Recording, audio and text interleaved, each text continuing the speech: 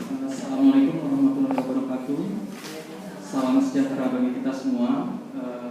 Terima kasih sebelumnya saya diberikan kesempatan untuk memberikan presentasi. Jadi pada hari ini rekan-rekan sejawat sekalian, saya akan membawakan presentasi tentang diagnosis dini infeksi virus dini.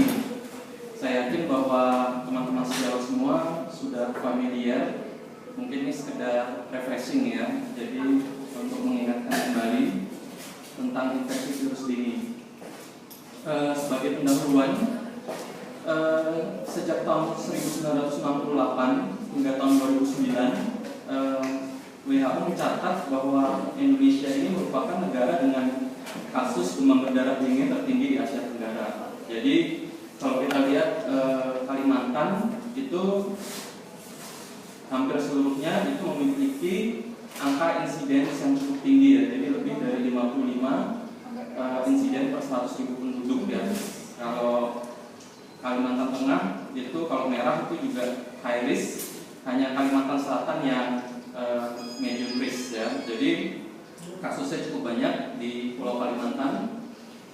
Nah, meskipun persentase angka kematian dari tahun ke tahun ini mengalami penurunan, jadi dari 41,4% pada tahun 68, ya. Jadi kalau kita lihat angka kematiannya menurun, tetapi jumlah kematiannya itu justru meningkat. Jadi persentasenya menurun, tetapi jumlah kematian meningkat, yaitu dari 24 pada tahun 1968 menjadi 1.420 kematian pada tahun 2009 ya. Karena ini datanya waktu itu diambil sampai tahun 2009. Nah, seperti kita ketahui bahwa infeksi virus dengue ini disebabkan oleh virus infeksi dengue ya, disebabkan oleh virus dengue. Jadi dia ditularkan ke manusia itu melalui gigitan nyamuk Aedes ya. Jadi bisa Aedes aegypti atau Aedes albopictus yang terinfeksi.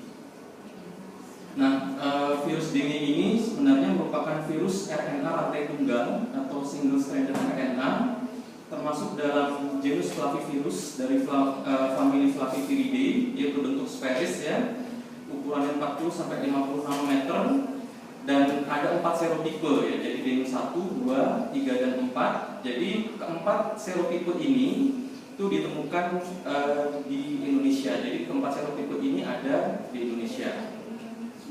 Nah, kalau kita lihat ini adalah struktur virus dengue. Jadi ini merupakan gambaran genom dari virus dengue. Jadi virus dengue ini adalah virus RNA rantai tunggal. Dia dikelilingi oleh satu nukleokapsid yang bentuknya ikosahedral. Ya, kemudian dikelilingi oleh selubung. Selubung ini mengandung dua jenis protein. Ya, jadi ada protein membran, kemudian ada protein envelope. Ya, atau amplop. Nah, kalau di samping ini adalah gambar dari open reading frame. Jadi artinya bahwa genom ini dia akan mengkode 10 protein yang dibagi menjadi dua jenis. Ya, jadi ada yang disebut sebagai protein struktural ya, terdiri atas protein core, kemudian membran, kemudian envelope, dan ada yang kita sebut sebagai protein non struktural.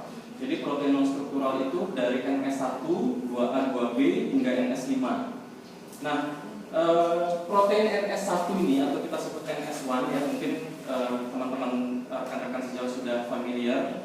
Ini merupakan protein yang paling imunogenik ya, sehingga dia berperan penting nantinya dalam kita menegakkan diagnosis infeksi virus dengue. Jadi mungkin dulu udah pernah saya dapat informasi di sini ada pemeriksaan NS1 ya. Nanti akan kita kupas lebih lanjut. Nah, jadi tahun 1973 Halsted ini mengajukan satu hipotesis tentang imunopatogenesis dari infeksi virus dengue yang disebut secondary heterologous infection. Jadi dia mengatakan apabila seseorang mendapatkan infeksi primer dengan satu jenis serotipe virus dengue, akan terjadi proses kekebalan terhadap jenis serotipe virus tersebut. Namun, bila orang tersebut mendapatkan infeksi sekunder dengan jenis serotipe virus dengue yang berbeda, maka akan timbul infeksi yang berat, ya. Sehingga kita menjadi berkepentingan untuk membedakan sebenarnya apakah seseorang itu dia menderita infeksi primer atau infeksi sekunder. Mengapa? Karena infeksi sekunder itu di banyak penelitian dan di berbagai literatur itu kemungkinan dia untuk menderita menjadi bentuk yang lebih berat, ya, seperti misalnya demam berdarah dingin atau Dengue shock syndrome, ya, itu menjadi lebih besar. Nah, kalau kita lihat ini sebenarnya penjelasan singkatnya dari hipotesis hipotesis sebelumnya tadi. Jadi bahwa pada infeksi primer ini tertutup, ya, maaf. Jadi antibodi yang terbentuk, ya, sebagai respon humoral dari pasien terhadap masuknya infeksi virus dengue ini, dia kompatibel dan dia akan membentuk kompleks antibodi virus yang tidak infeksius. Jadi dia akan membentuk kompleks, namanya kompleks imun virus dengue dengan antibodi netralisasi. Nah, dia bersifat tidak infeksius. Sebaliknya pada infeksi sekunder, antibodi yang tadinya sudah terbentuk, kemudian ada serotipe virus dengue lain yang masuk ke dalam tubuh. Maka dia akan membentuk kompleks imun virus dengue dengan antibodi non netralisasi yang bersifat infeksius, ya. Nanti antibodi kompleks imun ini dia akan menyebabkan berbagai macam manifestasi klinis, ya. Nanti akan saya perlihatkan. Nah, kemudian pada selanjutnya, jadi kompleks imun tadi, kompleks imun virus dan antibodi non netralisasi yang bersifat infeksius tadi, dia akan dimakan atau difagositosis oleh makrofag atau monosit, ya. Jadi kita ketahui bahwa monosit atau makrofag ini adalah sel yang fungsinya untuk memfagositosis baik bakteri atau kuman atau bakteri atau virus, ya. Namun ternyata bahwa virus dengue ini dia mampu berkembang, ya, mampu bereplikasi di dalam monosit atau makrofag, sehingga dengan dimakannya makrofag justru dia nanti akan merangsang sel-sel pertahanan tubuh seperti sel limfosit T untuk menghasilkan berbagai macam sitokin dan mediator inflamasi, ya. Mungkin pernah dengar seperti TNF alpha, interleukin 1, interleukin 6, ya. Nanti dia akan berperan pada proses misalnya proses kerusakan endotel, ya. Misalnya kita temui kondisi di IC pada kasus-kasus demam berdarah dingin dengan shock. Nah, ini adalah perjalanannya kompleks imun tadi. Dia akan mengaktifasi, jadi ini kompleks imun yang infeksius, jadi kompleks imun dengan antibodi non netralisasi. Dia akan membentuk kompleks imun, dia akan mengaktifasi komplement, ya, komplement C3A dan C5A, di mana aktivasi komplement ini dia akan menyebabkan peningkatan permeabilitas kapiler. Jadi kalau kapiler pembuluh darah itu permeabilitasnya meningkat, maka akan terjadi ekstravasasi cairan dari intra ke ekstravaskuler, sehingga apa? Akan terjadi kebocoran plasma. Nah, kondisi ini yang kita temukan pada keadaan Dengue shock syndrome. Kemudian aktivasi komplement ternyata juga menyebabkan agregasi trombosit. Jadi trombositnya itu dia menggumpal, ya. Nah, agregasi trombosit atau trombosit yang menggumpal ini kemudian akan dihancurkan atau didestruksi oleh sistem retikuloendotelial, ya, hati dan limpa. Akibatnya apa? Akibatnya jumlah trombosit akan menurun.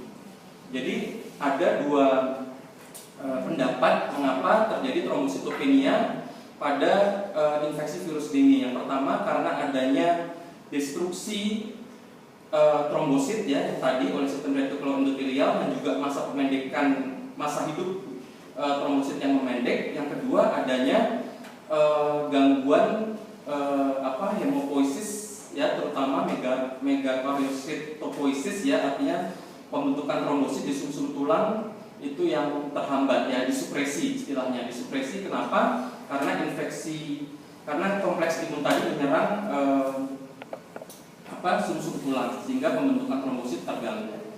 Nah, kemudian aktivasi komplement ini juga akan menyebabkan kerusakan endotel atau disfungsi endotel. Jadi disfungsi endotel ini dia akan menyebabkan sebenarnya aktivasi sistem koagulasi dan aktivasi sistem fibrinolisis yang timbul secara bersamaan. Artinya pasien itu mengalami kondisi pembekuan darah, juga perdarahan di saat yang bersamaan. Nah, itu yang kita kenal sebagai kondisi disseminated intravascular coagulation atau DIC. Ya, jadi pada pasien-pasien demam berdarah dengue yang shock bisa jadi kita temukan kondisi-kondisi DIC. Ya, ini karena proses imunologis ya. Nah, ini adalah spektrum klinis dari infeksi virus dengue. Jadi dia spektrum klinisnya sangat luas. Jadi yang tanpa gejala dari asimptomatik hingga yang bergejala atau simptomatik. Nah, simptomatik ini dibedakan lagi menjadi undifferentiated febrile illness. Jadi demam dengan gejala yang tidak khas. Kemudian ada yang disebut sebagai demam dengue, bisa dengan atau tanpa perdarahan. Kemudian ada bentuk yang paling berat yaitu demam berdarah dengue ya, bisa dengan atau tanpa shock. Jadi perbedaan utama demam berdarah dengue dengan demam dengue adalah pada DBD itu sebenarnya terjadi peningkatan permeabilitas kapiler, kemudian terjadi ekstravasasi dari cairan intra ke ekstravaskuler sehingga akan terjadi perembesan plasma. Sehingga biasanya kita temukan pada kondisi-kondisi ini misalnya adanya hemokonsentrasi atau peningkatan hematokrit ya, dan juga secara klinis mungkin akan kita temukan misalnya perembesan cairan di paru, efusi, atau di perut seperti asites ya, itu karena adanya ekstravasasi cairan. Nah, ini adalah perjalanan klinis sebenarnya dari infeksi virus dengue. Jadi umumnya pasien ini mengalami fase demam 2-7 hari ya, kemudian diikuti fase kritis selama 2-7 hari. Tadi demam fase kritisnya 2-3 hari. Jadi kalau kita lihat mungkin rata-rata fase kritis itu dimulai pada hari ketiga ya. Kenapa? Karena pada hari ketiga ini meskipun suhunya itu mulai menurun, suhu tubuh pasien, tetapi di saat yang bersamaan tampak bahwa jumlah trombosit itu sudah mulai menurun ya, trombositopenia. Kemudian di saat yang bersamaan timbul peningkatan hematokrit atau hemokonsentrasi ya, artinya mungkin ada tadi perembesan plasma ya, ada ekstravasasi cairan. Nah, ini adalah klasifikasi atau klasifikasi derajat penyakit. Jadi ada demam dengue, biasanya gejalanya itu demam disertai dengan lebih atau 2 gejala seperti sakit kepala, nyeri di belakang mata, myalgia, artralgia. Nah, secara laboratorium kita akan menemukan leukemia ya. Jadi pada infeksi virus biasanya memang jumlah leukositnya itu dia menurun. Ya, kemudian ada trombositopenia tadi bisa karena kerusakan destruksi trombosit atau gangguan pada pembentukan trombosit di sumsum tulang.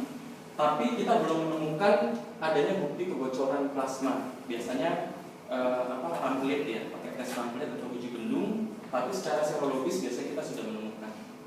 Ya. Nah, kemudian yang DBD derajat 1 biasanya ada gejala-gejala di atas secara klinis, kemudian pamfletnya positif ya. Secara laboratorium kita akan menemukan trombositopenia, bukti adanya kebocoran plasma. Jadi bukti adanya kebocoran plasma ini adalah peningkatan kadar hematokritnya bisa lebih dari 20% nilai normal. Kemudian yang derajat 2 disertai perdarahan spontan secara laboratorium ini belum ada perbedaan, tidak ada perbedaan. Kalau derajat 3 biasanya ada gangguan sirkulasi, kulit dingin serta gelisah. Kemudian yang derajat 4 biasanya timbul shock ya, timbul shock. Kemudian tekanan dan nadi tidak terukur. Nah, permasalahan-permasalahan yang kita hadapi dalam kita menegakkan diagnosis infeksi virus dengue.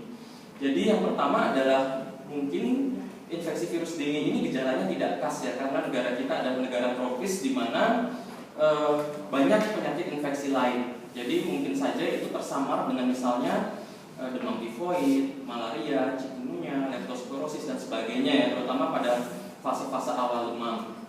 Kemudian ini sulit didiagnosis pada masa awal demam, terutama 1-2 hari pertama. Kenapa? Karena gejalanya hampir sama.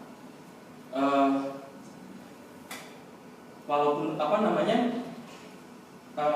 padahal ya, kalau kita bisa menegakkan diagnosis pada 2 hari pertama ini mungkin kita bisa mencegah timbulnya komplikasi infeksi virus dengue yang berat ya, seperti shock ya atau DIC. Kemudian yang kita hadapi adalah manifestasi klinis yang luas ya. Jadi bisa tanpa gejala, bisa demam yang tidak tidak khas, sampai yang berat ya, sindrom shock dengue. Kemudian secara manifestasi laboratoris itu trombositopenianya juga bervariasi. Jadi kalau kita menjadikan trombosit itu sebagai pedoman, itu bisa menjadi masalah ya, karena bisa jadi trombositopenianya ringan ya. Di beberapa kasus bahwa kita hadapi bahwa trombosit itu mulai menurun itu biasanya pada hari ketiga, sehingga pada hari pertama atau kedua kita belum bisa menentukan apabila kita berpegang pada kondisi trombositopenia. Ya, jadi permasalahan-permasalahan tadi ini akan menyebabkan keterlambatan klinisi dalam mengambil keputusan klinis ya. Apakah kita akan memulai terapi, apakah kita segera monitoring pasien ya, sehingga dia akan meningkatkan morbiditas dan mortalitas kasus-kasus infeksi virus dengue ya. Sehingga secara laboratorium kita membutuhkan sebenarnya satu deteksi ya, satu tools, satu alat yang bisa mendeteksi secara cepat, kemudian sensitif, spesifik selama fase awal akut infeksi ya. Dia akan menyebabkan klinisi ya, teman sejawat dokter segera mengambil keputusan klinis ya. Kemudian dia akan menurunkan risiko komplikasi dari demam berdarah dengue atau sindrom shock dengue, sehingga akan menurunkan morbiditas dan mortalitas akibat infeksi virus dengue. Nah, secara laboratorium kita dalam membantu menegakkan virus dengue, biasanya kita akan lakukan pemeriksaan hematologi, kemudian pemeriksaan serologi, pemeriksaan virologi. Nah, yang pertama adalah pemeriksaan hematologi. Jadi yang paling mudah biasanya yang bisa kita lakukan secara bedside itu adalah uji turnike atau Rafleid atau uji banding ya. Jadi fungsinya adalah untuk menguji ketahanan dinding kapiler darah ya. Jadi caranya tekanan diastol plus tekanan sistol dibagi dua, kemudian dipertahankan selama 5 menit. Kemudian dia positif bila terdapat lebih dari 10 peteki pada kulit lengan bawah ya, pola depan pada diameter kurang lebih 5 cm ya. Jadi kalau positif ini menandakan bahwa memang adanya kerapuhan pada kapiler ya, kerapuhan pada dinding pembuluh darah, sehingga darah atau cairan plasma itu bisa merembes ke jaringan sekitar. Tapi dia kelemahannya dipengaruhi oleh jumlah dan fungsi trombosit ya. Jadi kalau pada orang-orang yang mengalami gangguan fungsi trombosit bisa jadi Rafleidnya itu positif. Kemudian yang kedua adalah pemeriksaan biasanya darah lengkap ya. Jadi yang kita perhatikan biasanya adalah trombosit ya. Jadi kita temukan kondisi trombositopenia. Jadi rata jumlah trombosit itu menurun kurang dari 200.000 per mikroliter pada hari ketiga demam. Kemudian lebih menurun lagi kurang dari 100.000 per mikroliter pada hari keempat. Kemudian perlahan dia mulai naik sampai hari ke-7 meskipun masih di bawah 100.000 per mikroliter. Mungkin kalau kita buat grafik itu grafik yang kelana kuda itu ya. Nah, kemudian leukosit kita akan temukan kondisi leukopenia, artinya jumlah atau rata jumlah leukosit itu di bawah 4.000 per mikroliter. Kita temukan pada hari pertama hingga hari ketiga dengan hitung jenis masih dalam batas normal ya. Pada kondisi shock berat kita dapat menjumpai leukositosis dengan neutropenia absolut ya. Jadi leukosit tapi jumlah neutrofilnya itu menurun, yaitu khas pada kondisi-kondisi infeksi viral ya. Kalau bakterial biasanya dia neutrofilia ya, neutrofilnya meningkat, kemudian biasanya ada bentuk muda ya seperti batak, itu kalau infeksi bakterial. Nah, kemudian hematokrit biasanya akan kita temukan hemokonsentrasi, di mana nilai hematokrit biasanya mulai meningkat pada hari ketiga demam akibat kebocoran plasma ke ruang ekstravaskuler, kemudian disertai infusi cairan serosa melalui kapilyer yang rusak ya. Kalau secara laboratorium kita temukan peningkatan kadar hematokrit atau hemokonsentrasi. Nah, apabila kita buat hapusan darah, sebenarnya pada infeksi virus dengue ini adalah kita bisa menemukan gambaran limfosit yang khas yang kita sebut sebagai limfosit plasma biru atau LPB. Jadi limfosit plasma biru ini gambarnya. Jadi limfosit plasma biru ini adalah limfosit atipik. Jadi limfosit atipik itu adalah limfosit yang bentuknya itu biasanya lain daripada yang lain, daripada limfosit yang normal. Biasanya dia timbul sebagai respon imun seluler yang khas pada infeksi virus ini, dapat kita temukan pada hari ketiga demam. Ya, jadi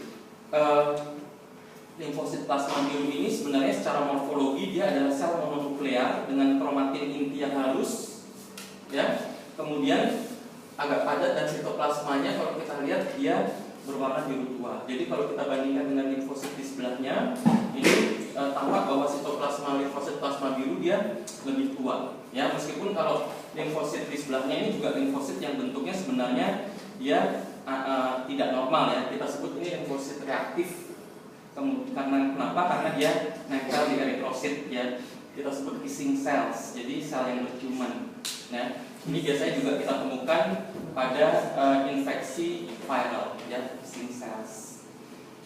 Nah, Sutaryo dan kawan-kawan ini menemukan bahwa persentase LPB ini itu lebih dari 4% dari jumlah total 100 leukosit pada 98% kasus DBD atau SSD. Jadi dia cukup patognomik untuk kasus demam berdarah tinggi, ya. Nah, kemudian penelitian Irianti dan kawan-kawan dia menemukan bila jumlah LPB-nya itu di apusan darah tepi itu lebih dari atau sama dengan 6/100 leukosit, maka pasien demam dengue ini memiliki risiko 2 kali lebih besar untuk berubah menjadi demam berdarah dengue, ya. Sehingga dapat dikatakan bahwa LPB ini dapat digunakan sebagai prediktor klinis perburukan kondisi, ya. Jadi kalau penelitian Irianti itu kalau kita temukan di apusan darah tepi jumlahnya 6 atau lebih, mungkin pasien ini bisa jadi dia akan mengalami perburukan ke depannya, ya. Jadi sebagai prediktor. Nah, kemudian pemeriksaan laboratorium serologi dan virologi. Jadi sampai saat ini memang untuk gold standar atau batu emas kita masih menggunakan metode isolasi virus, ya, atau RT-PCR, ya, reverse transcription polymerase chain reaction, atau secara serologis pakai hemagglutinasi inhibisi. Tetapi metode-metode ini cukup memakan waktu, kemudian menggunakan peralatan yang canggih, kemudian tenaganya juga harus lebih berpengalaman, ya, sehingga itu menjadi kendala bagi negara kita, negara berkembang yang seperti Indonesia. Sehingga yang kita butuhkan itu sebenarnya adalah satu metode yang murah, kemudian mudah kita kerjakan, juga bisa kita memastikan penegakan diagnosis infeksi virus dengue itu secara dini, secara tepat, kemudian secara cepat.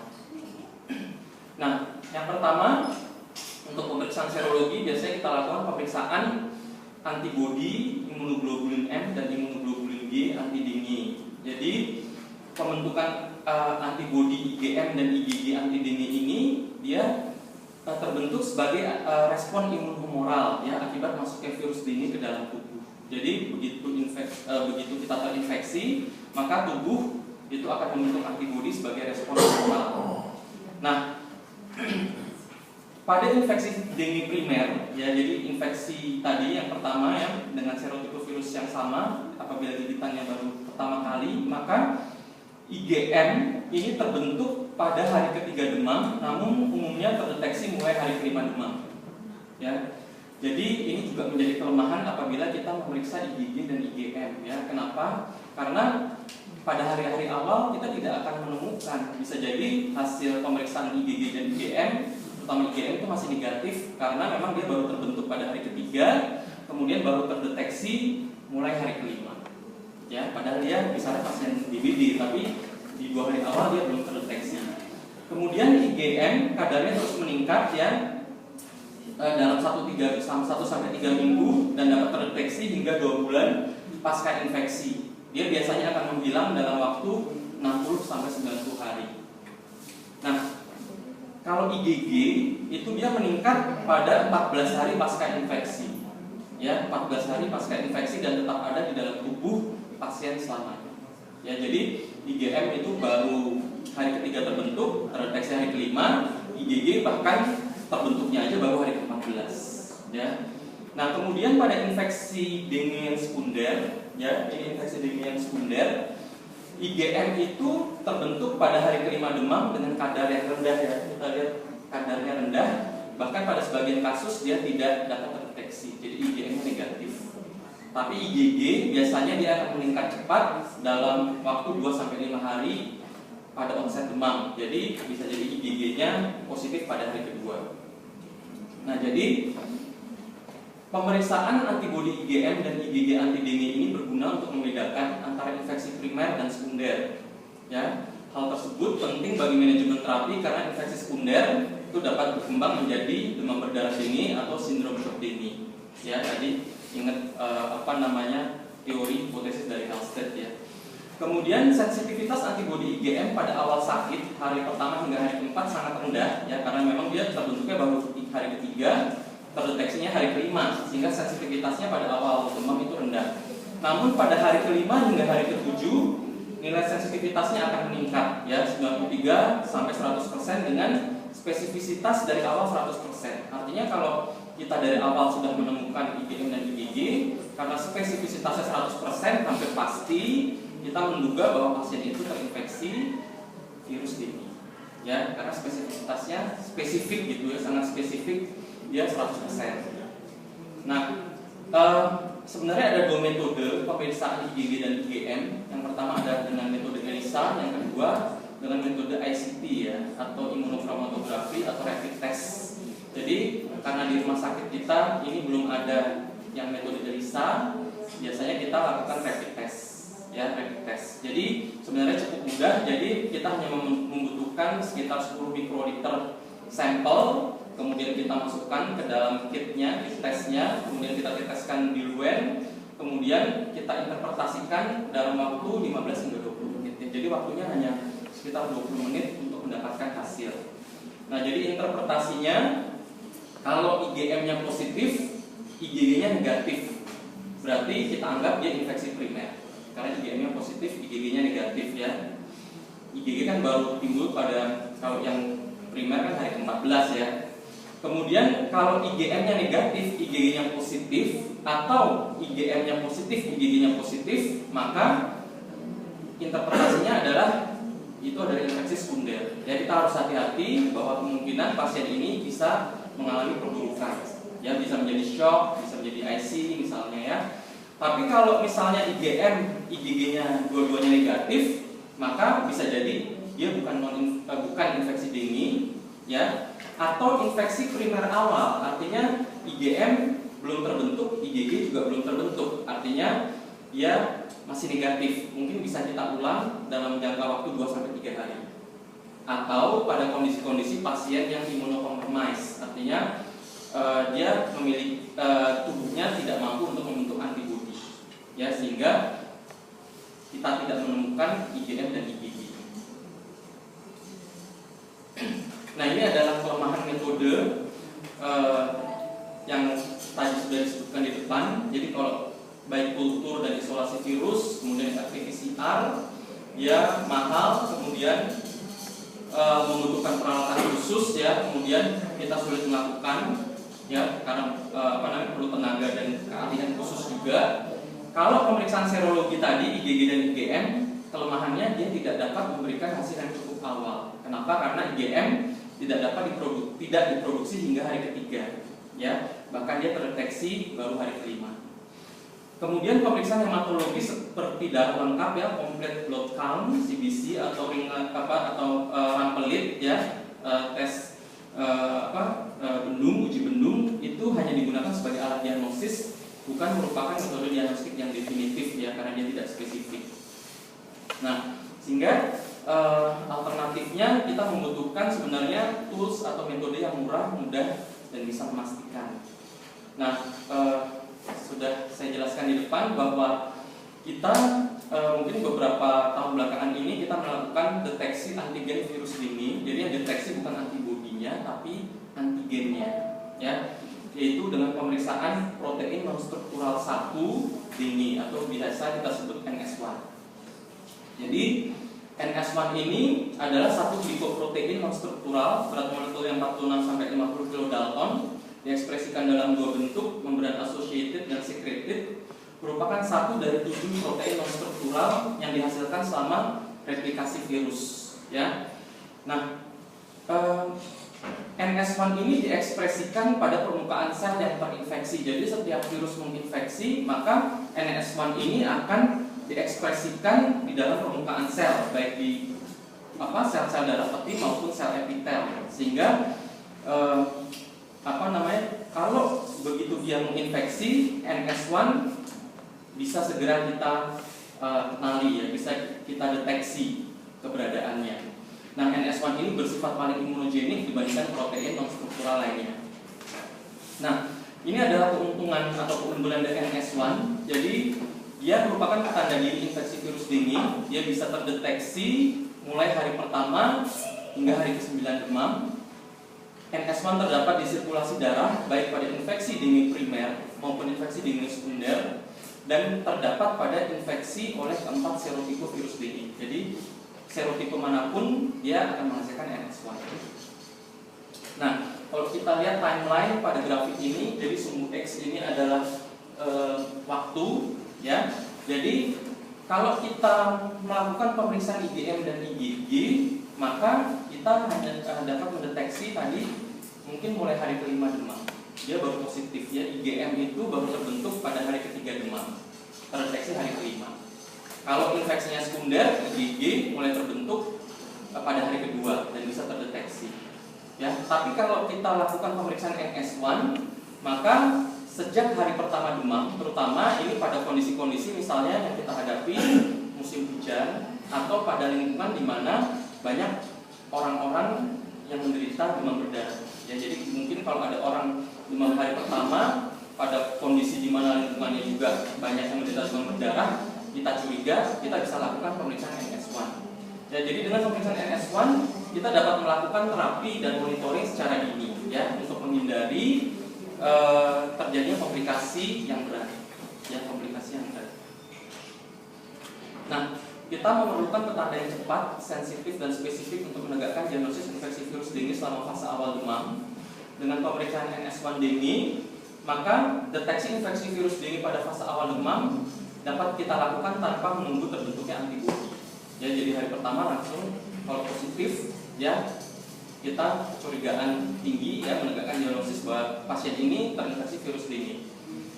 Kemudian pemeriksaan NS1 ini sebenarnya memiliki sensitivitas yang cukup baik, yaitu 93,4% dengan spesifisitas 100%. Ya, jadi dibandingkan dengan gold standarnya yaitu pemeriksaan PCR. Sehingga kalau dia sensitivitasnya tinggi, kemudian spesifitas 100%, kalau kita lakukan pemeriksaan, kita memiliki keyakinan, ya, kita hampir pasti, ya, kita yakin bahwa orang ini, pasien ini memang menderita infeksi virus dengue. Nah, ada dua metode pemeriksaan NS1, yaitu dengan metode ELISA dan metode rapid, ya, imunochromatografi.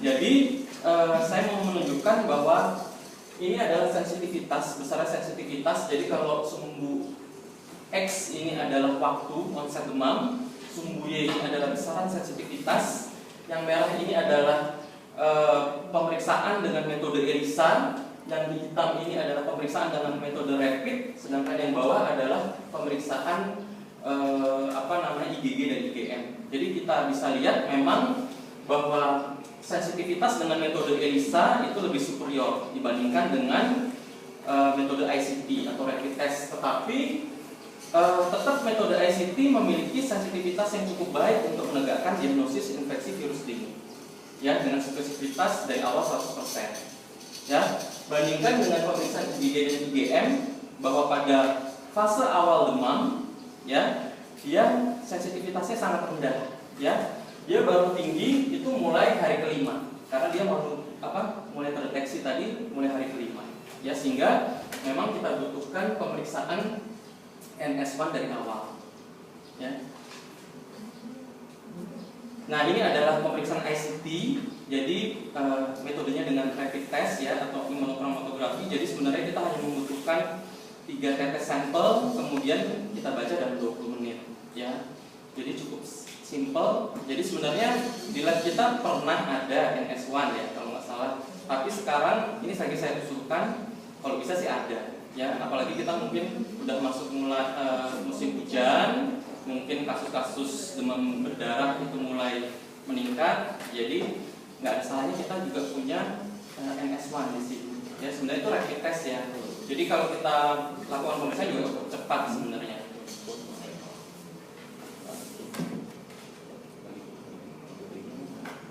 Nah ini adalah interpretasinya sebenarnya. Jadi kalau kita negatif, dia hanya terbentuk satu garis pada kontrol ya C. Kalau positif, dia pada tes ya, garis tes dan kontrol terbentuk 2 garis. Kemudian kalau dia tidak terbentuk sama sekali atau hanya terbentuk pada tes, tidak pada kontrol, garisnya berarti invalid ya. Biasanya kita ulang lagi. Nah, ini adalah keterbatasannya. Jadi NS1, keterbatasan NS1 bahwa antigen NS1 ini tidak akan terdeteksi sekali terbentuk antibodi imunoglobulin D anti NS1 di dalam tubuh. Ya, jadi kalau tubuh si pasien itu membentuk antibodi imunoglobulin D anti NS1, maka bisa jadi NS1-nya tidak akan terdeteksi.